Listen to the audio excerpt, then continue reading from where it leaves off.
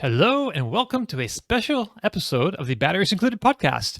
I'm Dominic Chioni, and my co-host today is Tom Malogny, senior editor at Inside EVs and host of the YouTube channel State of Charge. For this episode, we are joined by special guest Lei Xing and Tu. Li is the former editor-in-chief of China Auto News.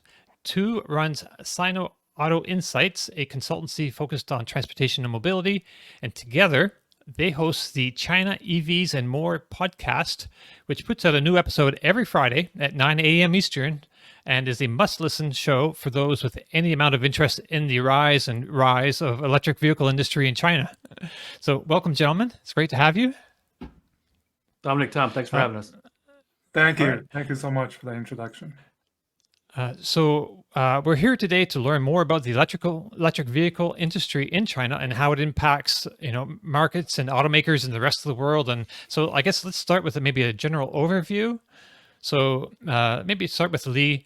Electrical vehicle manufacturing and sales in China have been on a tear in, say, like the last 10 years. It used to be that when you spoke about EVs in China, you were probably talking about BYD, or known as Build Your Dreams. But now it seems like there are dozens and dozens of automakers primarily focused on EVs. So maybe tell us what's been happening there and how the industry has grown so fast. So BYD, the joke on the street is, it's not Build Your Dreams. It's BOD, which means cheaper than gas. That's the latest, and that reflects, I think, where the industry is, because you now are able to, as a Chinese consumer, purchase this NEV, new energy vehicle, which includes plug-in hybrids and the battery electric vehicles, at or below the cost of a internal combustion engine vehicle. And that's what BYD's message has been, especially this year. And that's one of the reasons why we're now seeing the latest stat that you should, walk home with is, in July, the retail sales of passenger vehicles in China, more than half went to NEVs. Wow. And put into context, right?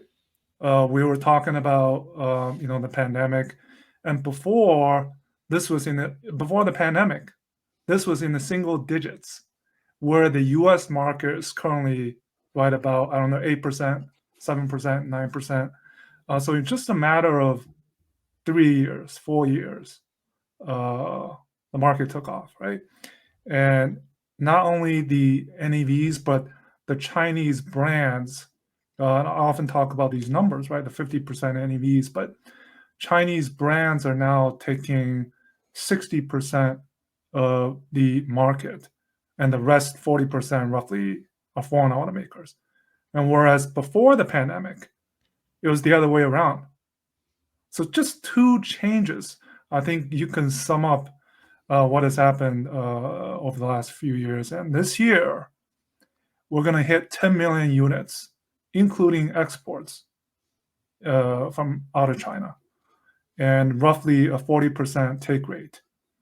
Those are kind of the macroeconomic big picture, and hundreds of brands, hundreds of Chinese brands competing. And I think the other side of that coin, gentlemen, is that ICE, or internal combustion engine vehicles, sales are shrinking, falling off a cliff. Over the last 7 years, General Motors, Volkswagen brand combined have probably lost about 4 million units of sales. And we're seeing results of that, or the outcomes of that, because GM is looking at restructuring in the China market. Volkswagen has been restructuring for the last 4 or 5 years in the China market, specifically their CARIAD team. And they finally gave up, waved the white flag, because they invested in 5% of XPeng. And so it's just, I was in China during COVID. And to Lei's point, 2020, 1.5 million units, 2021, 3.5 million units, 2022, 6.5, and then 8.5 last year. And so seeing more and more green plates, less and less of the normal blue plates. It was a sight to see, and it's something that people that weren't able to travel to China and then post-COVID in 2023 come to the Shanghai Auto Show and basically freak out because they see all these great vehicles, and they are great. It's not because of subsidies. It's not because of anything that the government did. I would argue that Tesla was a key player in increasing the competitiveness of these Chinese vehicles. So I was freaked out myself, being a long-term observer. So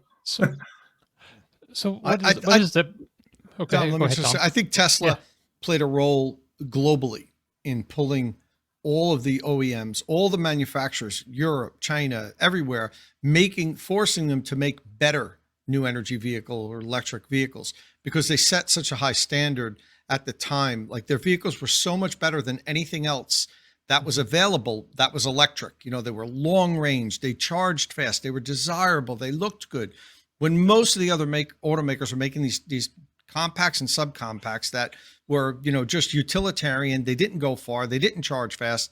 And Tesla kind of said, okay, this is where the future is, and they pulled everybody along with them. So as much as we criticize Tesla at some points for some things they do, we have to give them credit where I really think they dragged the world into making better electric vehicles, and that definitely should be noted.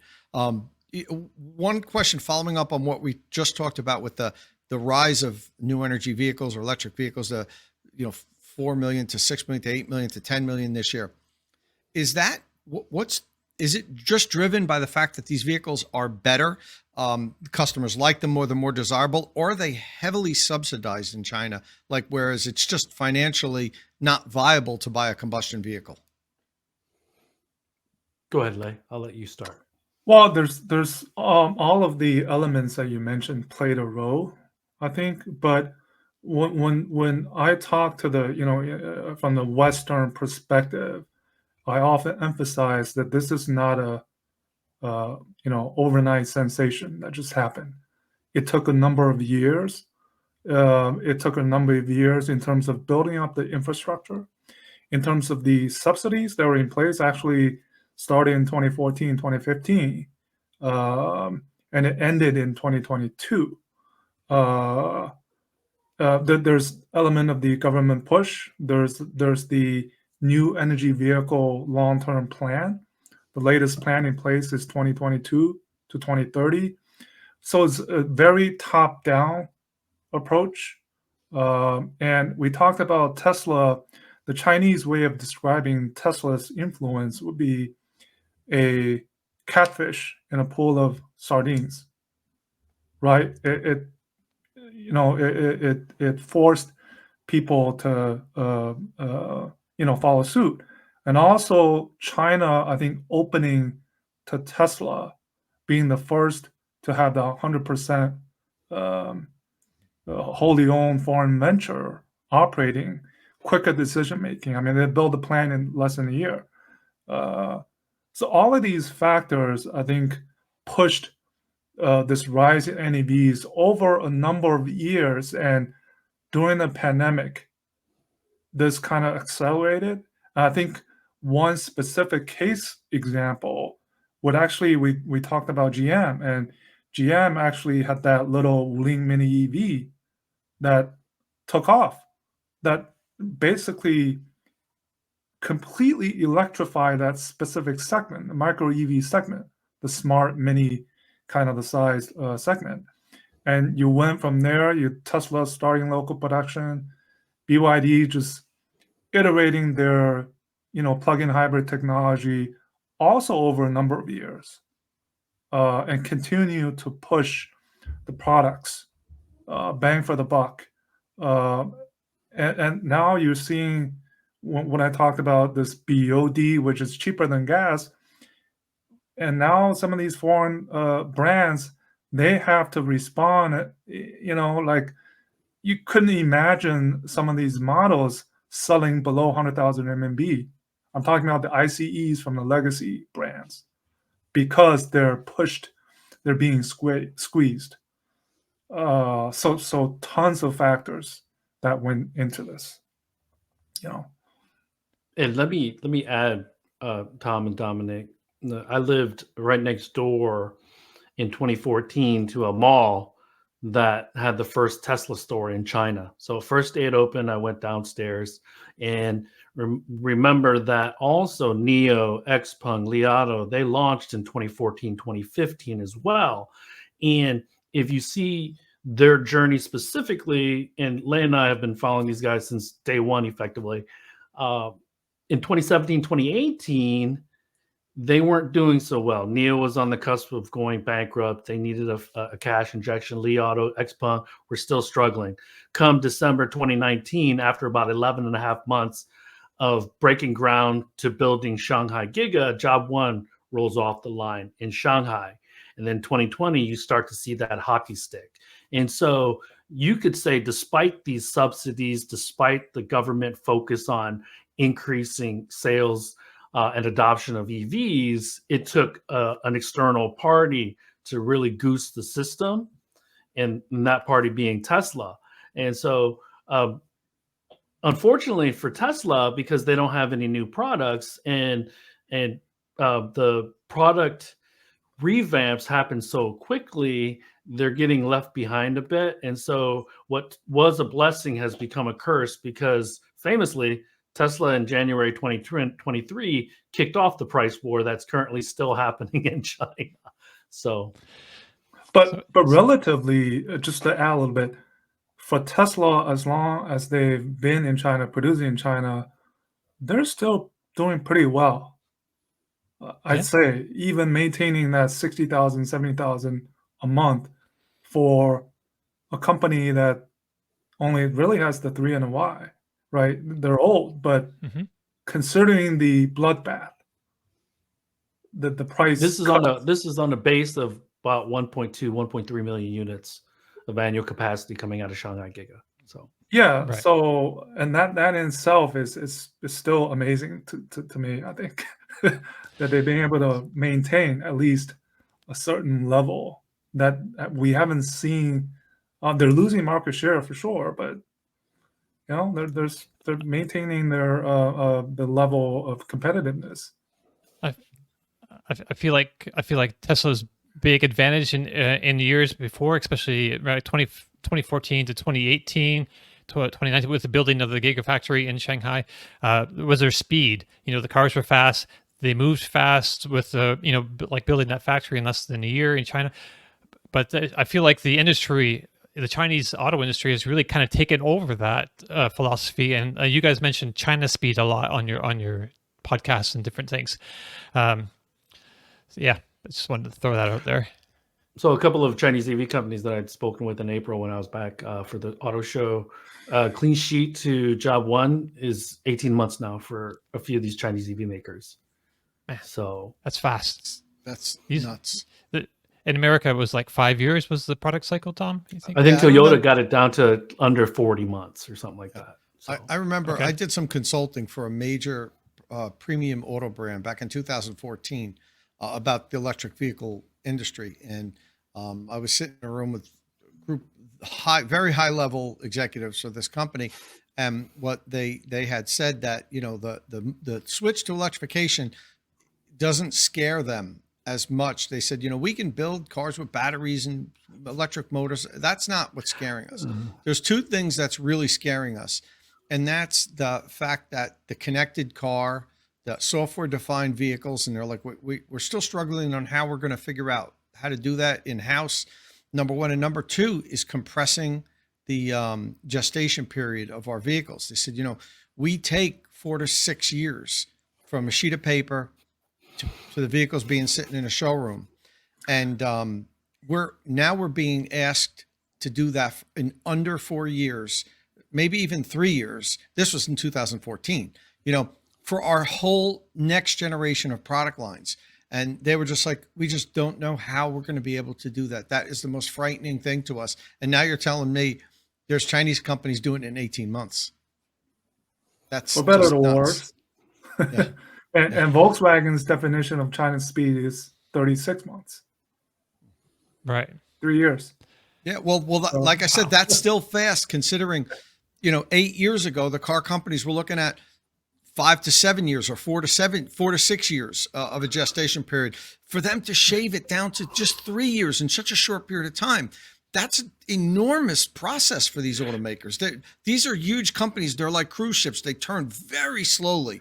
Now you got these little speedboats out there in China doing this, and the big cruise ships are trying to turn, and it's challenging.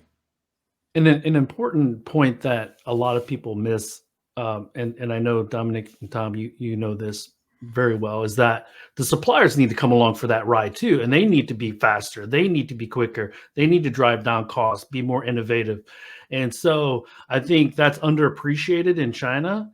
But if we look at the Bosches, the Contis, the Aptivs, and the Valeos, they're going to need to get faster in order to keep up. Because if we believe that innovation is now starting to move east to west, at least in the transportation space, then you better believe if BYD starts building in Europe and Hungary and Poland, they're going to bring along their suppliers, and they're not going to source from the European suppliers who can't keep up. And so it is a complete transformation, disruption, however you want to call it, up and down the supply chain. And so we're only starting to see it here in the United States and in Europe because of the tariffs are slowing things down a bit. But once that momentum is going, remember, there's 1.5 billion people. China has been the largest market in the world since 2009, overtaking the US. Last year, around 25 million units sold. The United States last year was about 15.5, I think, right? So I think he's frozen. Do we lose two? Maybe. Temporarily, at least. It's frozen. Okay, can you're you back. hear me now, guys? Back. Oh, okay, hear you now. Yep. Yeah. You're good. Oh man, I'm not in China, so I don't know what just happened. But Glitches happen anyways, all the time. But yeah. So no, the other important factor is the scale thing, right? Because one of the other reasons, besides being vertically integrated, building PHEVs and EVs for BYD is that they're going to amortize costs over 4 million units this year. There's no other game in town that's doing that. Tesla likely is going to be flat on sales or shrinking just a little bit. And so, but they're still investing, right? And so that's why profit margins are shrinking for them. So, well, currently flat will be a win in the Chinese market. Yeah. Right. Okay. And the other key word, I think, when I'm hearing, when we talk about China EVs, the key word is foundation. And what do I mean by foundation is think about the bullet trains, think about the infrastructure in China, and the infrastructure not only from a national perspective, but from these leaders. BYD and CATL, right? They've been in the industry even before BYD started making cars. They're supplying battery to phones, smartphones, not smartphones, but just flip phones. The feature phones, right? So they had these foundation, the infrastructure. We talk about the charging experience. Tu and I had a fantastic trip driving down a EV from Beijing to Shenzhen, 1,600 miles. And there's not a single issue with charging. Nice. And we just saw the JD Power EV experience rankings, I think, published today. And who's at the top, right? Tesla, because of the supercharger. And in China, it's that entire China is that network of one standard, and any EVs can charge and fast. The foundation as a market, 1.4 billion people, the foundation of these newer generation of consumers who are not brand loyal, who are want to experience new things. Right. These are all, sometimes we forget to, emphasize that, again, it's not an overnight thing. It's Right. right.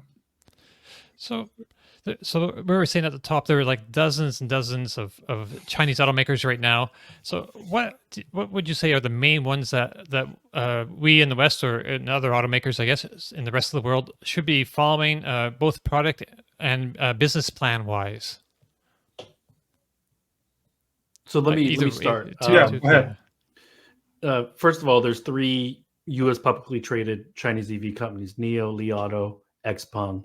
2 of those 3 export to foreign markets, Europe mainly for NIO and XPeng, although they're starting to move over into Latin America and Southeast Asia. But BYD, 80-something markets. They don't trade over the United States, but in Hong Kong. So those 4 companies for sure. Zeekr is publicly traded in the United States, but I would look at Geely as almost like a General Motors of China. Geely owns 9% of Mercedes. They have Zeekr, they have Volvo, they have Polestar, they have Job number 1. Lotus. And if you've been to London, they own the London electric vehicle cab company. And so they're a conglomerate. And then the SOEs have brands. Chang'an has Avatar, and SAIC has IM Motors. So some of these brands won't make it to the United States. The first handful that I'd mentioned probably will. But outside of that, Lei, can you add a couple maybe? Well, I mean, yeah, I was thinking on the same lines. Maybe the big 4, because adding Zeekr, which recently IPO'd in the US, so it'd be the big 4. But Xiaomi, I mean, they're probably the most global, not in terms of their EVs, but in terms of a brand, a Chinese tech brand, right? They're everywhere. Not yet in the US, maybe, but I mean, I'm certain that they have aspirations of entering the US. You mentioned. Oh, go ahead. I'm sorry. No, go ahead. You mentioned about that some of those the main 4 brands. We could expect to see them at some point. Or they have aspirations to come to the U.S. I know they do for a fact. I've talked with NIO. I've talked with XPeng when I was over in China, and they both said, we're very anxious to bring our vehicles over to the U.S. And then we had, there's some tariffs in place. Recently, the tariffs went up to 100%. What do you think about that? How are tariffs going to play a role here? How are they going to come in? Will we eventually take the tariffs down? Will they build factories in Mexico, the companies? How do you see the Chinese companies beginning to come into the U.S.? So Polestar just rolled off job number 1 in South Carolina. So the horses have left the barn on some of that stuff. BYD builds buses in Los Angeles or just outside of Los Angeles. One wrinkle that recently came up is that the Biden administration is looking at restricting Chinese technology for connected and intelligent driving systems. And so to me, that is, we're still closing the pathway from manufacturing in Mexico and shipping to the United States, because now, big picture, Tom, to answer your question, U.S. technology and Chinese technology is bifurcating. On the silicon side, the chips, the batteries, unfortunately for the U.S. and EU automakers, you can't build a profitable EV without a Chinese battery through this decade. And we are investing heavily in mining and refining, but those mines take years to come up, and the refineries take years to come up to get to mass quantity levels anyways. And so we are in quite a conundrum. And it seems like that new wrinkle with the restrictions on Chinese tech, Tom, that might actually keep Chinese EVs out for much longer than anticipated, because if they do decide they still want to sell into the United States, they might have to dual source their components, right? And so that's going to take some time to qualify new suppliers, qualify new components, and it creates a different user experience for the consumer. One, a Chinese experience for the domestic, and then in EU and in the United States, a different user experience. And so it's difficult to see. The United States government seems to have plugged a lot of holes. Let's just say that. Yeah, and not to, let me just follow up really quickly. I know Dom has a bunch of questions. Since we're talking about coming into the U.S. and trade, your opinions on some sort of a tariff. Basically, my issue, and I want to see Chinese EVs here. I want to have fair competition and everything, but I also want it to be fair. I know how the Chinese government assists and subsidizes some of the companies in China, how they, it's very easy to get land and build. Even I remember when XPeng got financing for their second factory, I think the municipality fronted them the land and the money and gave them a long-term loan. It was like a very low interest. What's your thoughts on it being a level playing field as far as, competition? It does seem like the Chinese companies do have an upper hand, an advantage as far as the support they get from the government. Do you think we should have some sort of a tariff or something to kind of make it a level playing field, or just open it up, free market? If Chinese government wants to subsidize the cars, that's fine. The other governments should do the same. What do you guys think about that? So I wear a couple of different hats, a Detroiter hat and a capitalist hat. And when people talk about subsidies, I look at the Volkswagen Group being 17% owned by Lower Saxony. I look at GM and FCA getting bailed out in 2008. I look at the four of us, helping write a $350 billion check to the D3 effectively. Mm-hmm. And so let's be clear, and one of the largest recipients of largesse, Tesla, not only in the United States, but in China as well, because they got a good deal to build in Shanghai. And so that's how I qualify. I want to throw all that stuff out first. And I think we can all agree that it's not just these Chinese companies that are getting help and getting the government's thumb on the scale. And so the tariff question, I want competition. I don't want to pay extra for a mediocre product as a capitalist. But I'm afraid, I live in just outside of Detroit. I talk to the D3 folks all the time. A lot of them still don't know what's happening. A lot of them are still in denial. The management teams of these companies, they've never operated or managed an Amazon or Google or an Apple. And these EV companies are looking more like technology companies than they are traditional automotive companies. And so in order for me to feel better, we got to these companies need to disrupt themselves, and that's not really happening yet. And so I'm concerned that if there isn't a tariff, then the D3 would get pretty decimated, or in Elon's word, get demolished. So I agree. Yeah. I was just going to ask earlier, Lei, you mentioned the Chinese consumer subsidy. So we've had a $7,500 tax credit in place since 2008, 9, I believe, or something. The Bush administration wrote it, and then the Obama administration signed it into law. So we've had $7,500. How does that compare with the Chinese subsidy?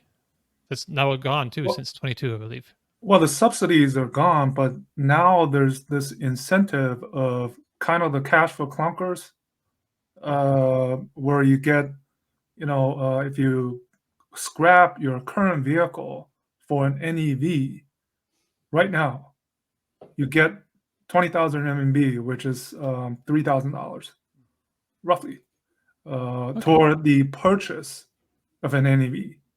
You have to scrap your vehicle, right? Or you get 15,000 RMB, roughly $2,000 toward the purchase of an internal combustion vehicle 2.0 liters and below. But this is not for the EVs or the NEVs. This is for consumption. This is because of the economy. And it so happens the EV or the overall automotive industry is a pillar industry for the Chinese economy. So, and this is not only for passenger vehicles, this is for buses, trucks, for, it's called the trade-ins, upgrading to newer vehicles. So if you want to compare it to the $7,500, it's not an apples to apples comparison because the wages are different, right? How much you earn, the salaries are different, exchange rates. But I just wanted to add on earlier about the question about the trade and the level playing field. First of all, there's never a level playing field, and there's never a free market. Number one, right? There's no market economy, right? 100% market economy. So NIO, as a matter of fact, got bailed out by the Hefei government. When Tu mentioned, in 2019 they were in danger of bankruptcy, and this has happened to U.S. automakers. And I don't disagree with, let's say, the U.S. or China protecting its own industry. In the 90s, China had the auto industry policy where they require the 50% joint venture equity rule requirement. And that got eliminated. She announced it in 2018, which paved the way for Tesla to come in with 100% owned factory. But it's a process. So I'm thinking the U.S., the 100% tariff that are in place, I'm sure the NIOs, BYDs are studying it closely. They're preparing. BYD has been in California for over 10 years. NIO's been in California over 10 years, right? They have their vehicles on the ground. I've driven some BYDs in the U.S. They're not good.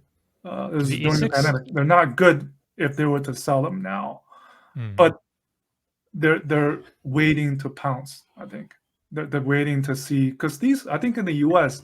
more than any other markets, with the changing of the administration, policies change. And let's say a Trump, right? We talked about this on our podcast. Trump is for manufacturing in the U.S., and that will be a positive for any of these Chinese EV brands.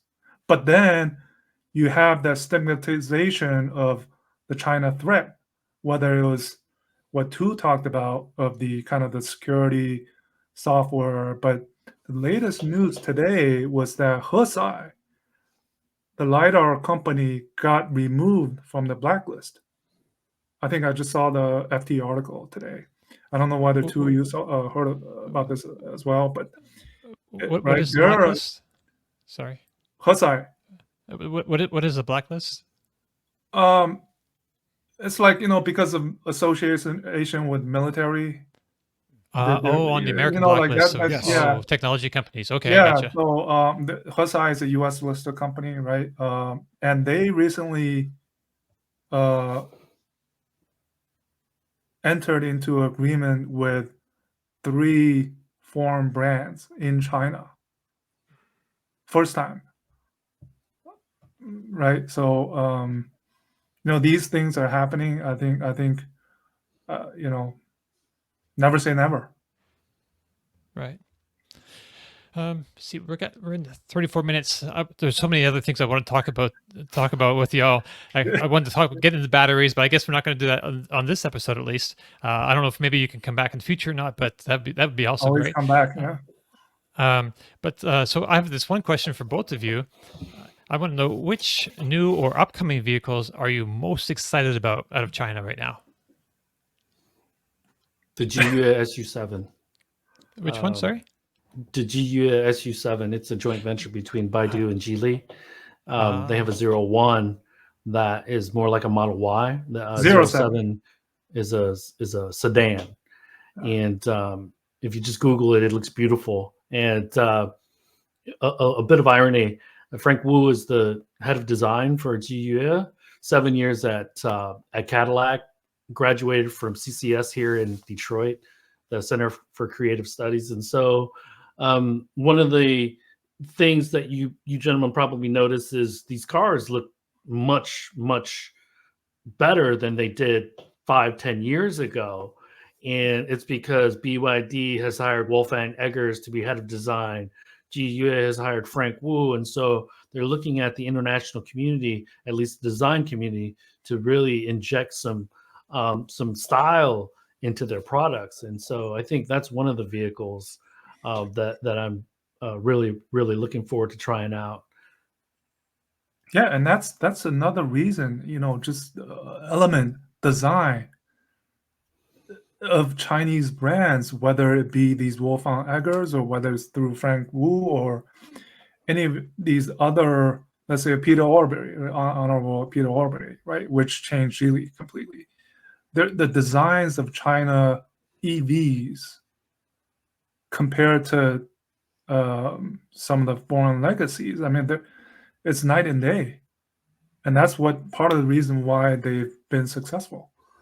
It's too many models to list, if you ask me. I mean, two of the most anticipated models coming would be the Xpeng Mona M03 and the Envo L60, because these are critical models that people are expecting to bring significant additional sales to these two brands, the companies, Xpeng and NIO. And if they don't do well, then there's big trouble brewing, I think, because of the current bloodbath in the market.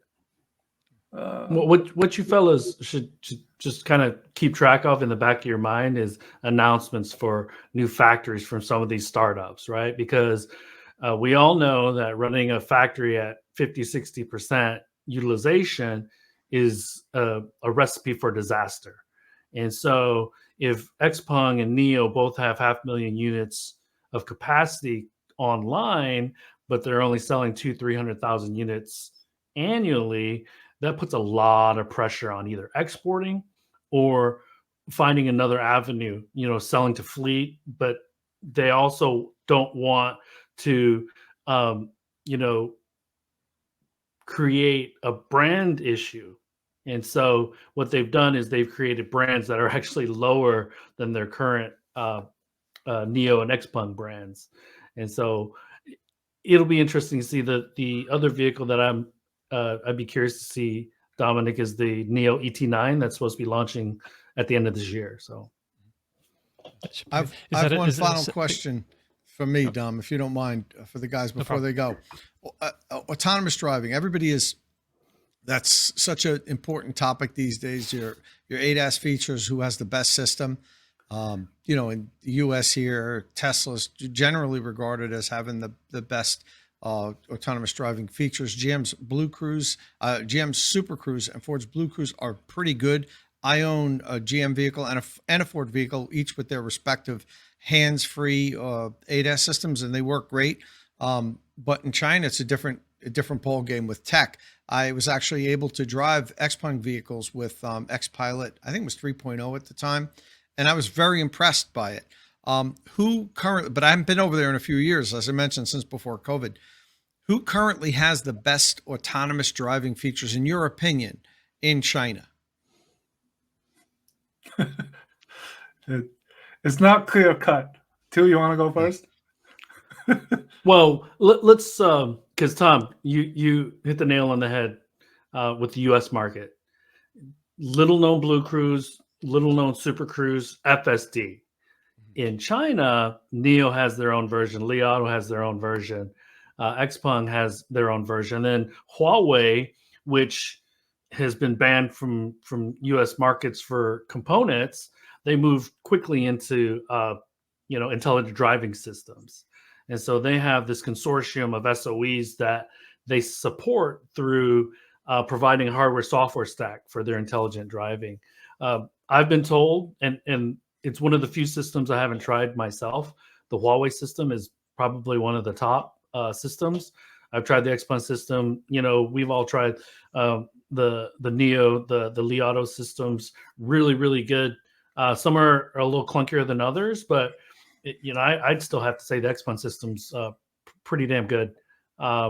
Because Lei and I used it for 90% of the miles from Beijing to Shenzhen during our trip, number one. And so, but again, it depends. Oh, he's frozen. Must be Detroit. Yeah. So what's your thought on this, Luke? Yeah. Anyways, the traffic is a little bit different, and the types of drivers is different. And so I don't know if there will ever be a universal robotaxi that you can plop out of New York City and drop into Tokyo or Shanghai and work quite well. I think there will still be a lot of regionality when it comes to intelligent driving systems.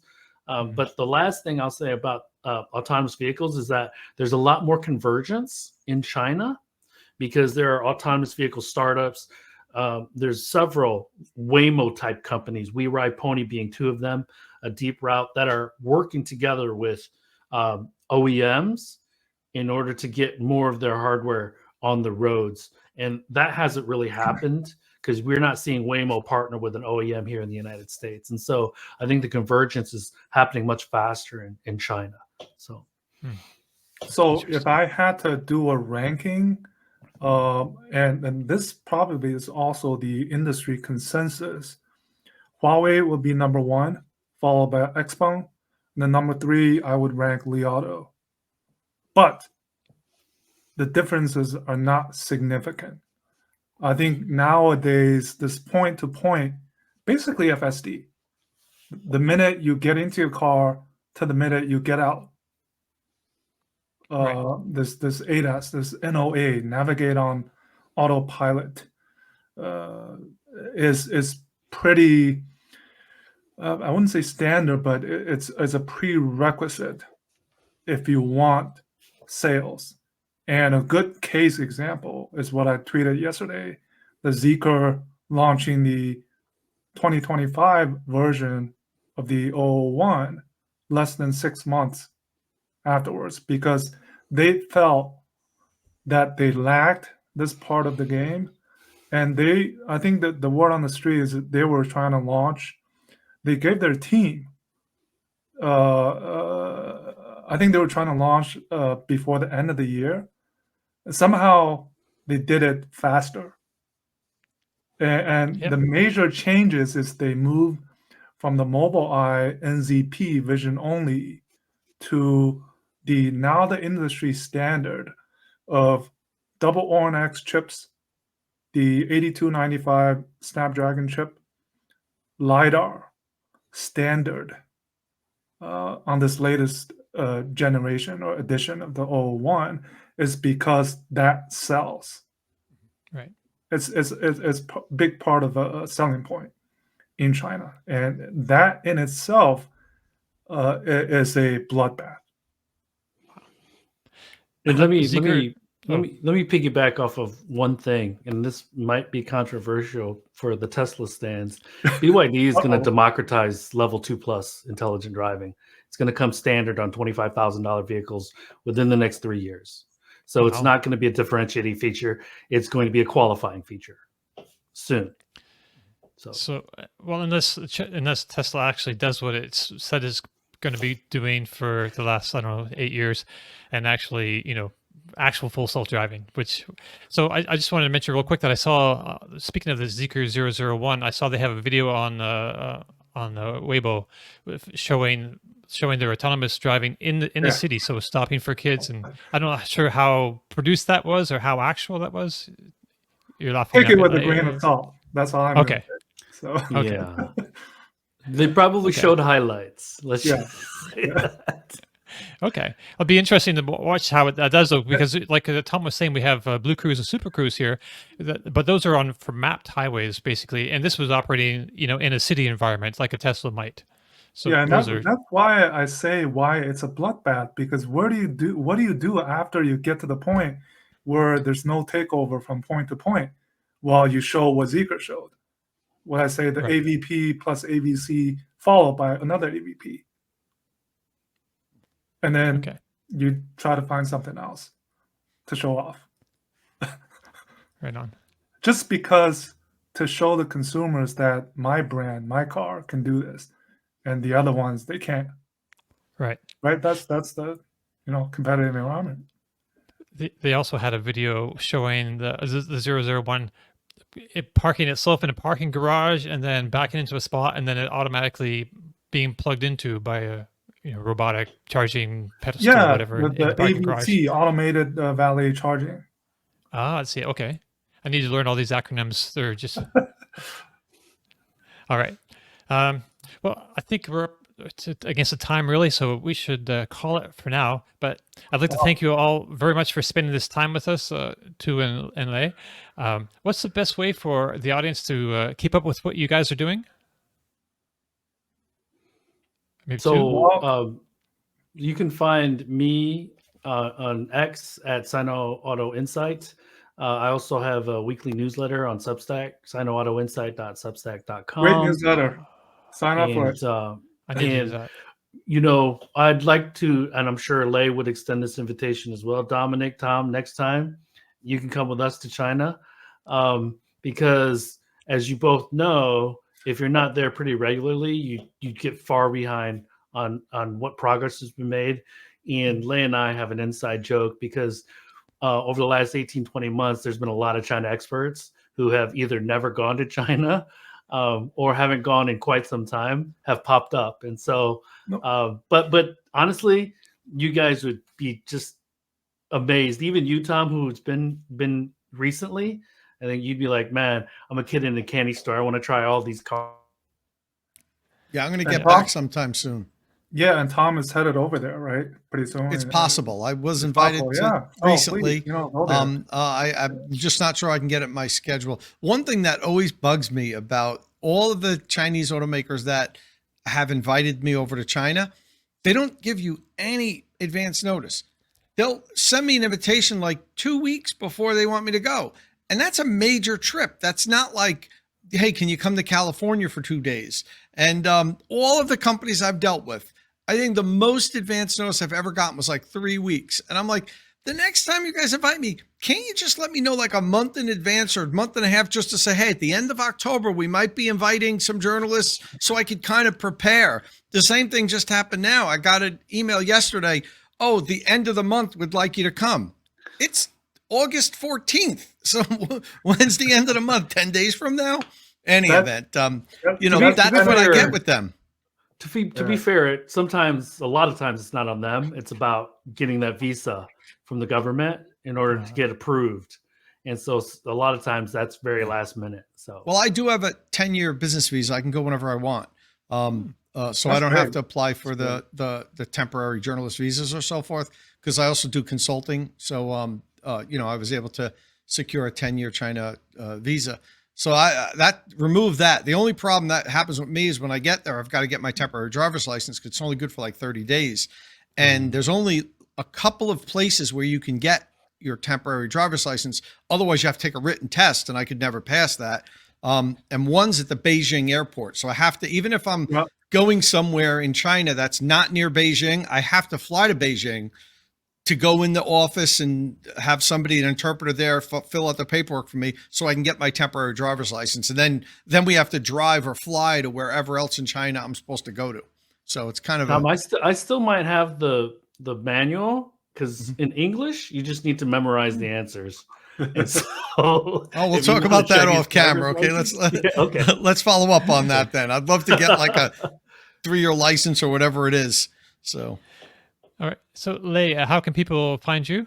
I'm on X also, LEIXING77. I post often, and I freelance as well. Sometimes I put up some articles, my thoughts. I might put up some thoughts on the Olympics and how what it says about China EVs. Okay, I that'd be was interesting. thinking about this as I was watching the Olympics. It's an interesting connection. But I mean, aside from that, just listen to our podcast. China EVs and More. It's on all the platforms. That's right. China And, EVs and More. That's a great podcast. Bookmark it on Spotify or all the any Apple podcasts or whatever, Yep. wherever podcasts are found. Right. So I guess thanks for joining us again. And if you have any questions or comments, please leave them below or get in touch with us on the social media platform of your choice. Don't forget, if you like the show, please give us a thumbs up, click subscribe, tap that bell icon for notifications. Thank you all very much for joining us, and we'll see you again very soon. Ciao. Thanks for having us, gentlemen. 再见，拜拜。